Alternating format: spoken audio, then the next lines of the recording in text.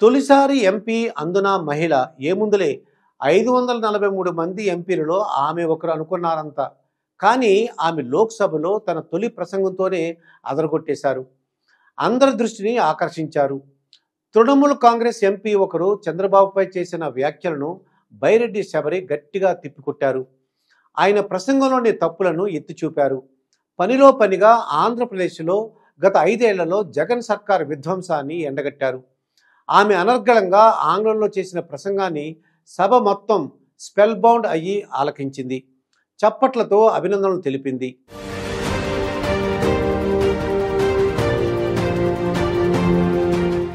ఇంతకీ తృణమూల్ కాంగ్రెస్ సభ్యుడు తన ప్రసంగంలో చంద్రబాబు ఈడీ కేసులో అరెస్ట్ అయ్యారని, అటువంటి వ్యక్తి మద్దతుతో మోడీ సర్కారు మనుగడ సాగిస్తోందని అన్నారు. వెంటనే బైరెడ్డి శబరి చంద్రబాబును అరెస్ట్ చేసింది ఈడీ కాదు, ఏపీసీఐడీ అని కరెక్ట్ చేశారు. అలాగే చంద్రబాబును జగన్ సర్కార్ కేవలం కక్షపూరితంగా అక్రమంగా అరెస్ట్ చేసిందని చెప్పారు. అలాగే చంద్రబాబు ఊతకర్ర కాదని కత్తి చెబుతూ ఆయనను సిఐడి నంద్యాలలో అరెస్ట్ చేశారు. అందుకే నంద్యాల జిల్లా మొత్తంలో వైసీపీ తుడిచిపట్టిపోయిందని చెప్పారు. తన తొలి ప్రసంగంలోనే శబరి హైదరాబాద్ అభివృద్ధిలో చంద్రబాబు పాత్ర, విభజిత ఆంధ్రప్రదేశ్లో తొలి ముఖ్యమంత్రిగా రాష్ట్రాన్ని సంపన్న రాష్ట్రాలతో సమానంగా అభివృద్ధి బాటలో పరుగులు తీయించిన తీరును కళ్లకు కట్టినట్లు చెప్పారు.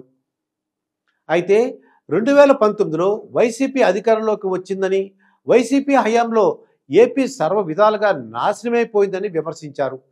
దేశంలో రాజధాని లేని రాష్ట్రం ఏదైనా ఉందంటే అది ఏపీనే అంటూ విమర్శలు కూడా చేశారు.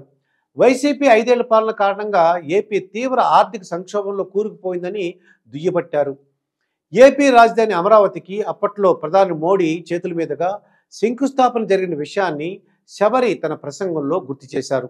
అలాగే వైసీపీ 3 రాజధానులు అంటూ అమరావతిని నిర్వీర్యం చేసిందని అన్నారు.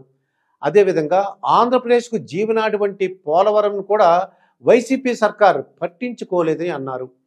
తెలుగుదేశం హయాంలో పోలవరం ప్రాజెక్టును 72% పూర్తి చేస్తే వైసీపీ 5 ఏళ్ల పాలనలో 1% పనులు కూడా చేయలేదని, జగన్ హయాంలో మద్యం, ఇసుక, ల్యాండ్ మాఫియాలు నడిచాయని విమర్శించారు. ఇప్పుడు చంద్రబాబు నాయకత్వంలో ఏపీ అభివృద్ధి బాట పడుతుందని, అందుకు కేంద్రం సహకారం అవసరమని తన ప్రసంగాన్ని ముగించారు. ఇలా తన తొలి ప్రసంగంలోనే బైరెడ్డి శబరి పార్లమెంటును షేక్ చేశారు. మొన్నటి వరకు రామ్మోహన్ నాయుడు పార్లమెంట్లో తన ప్రసంగాలతో అదరగొట్టగా, ఇప్పుడు బైరెడ్డి శబరి కూడా అదే రీతిలో తన ప్రసంగంతో పార్లమెంట్లో ఉన్న అందరినీ ఒక్కసారిగా తన వైపు తిప్పుకుంది. ఇక తన మాటలతో ప్రధాని మోడీని సైతం మెప్పించింది.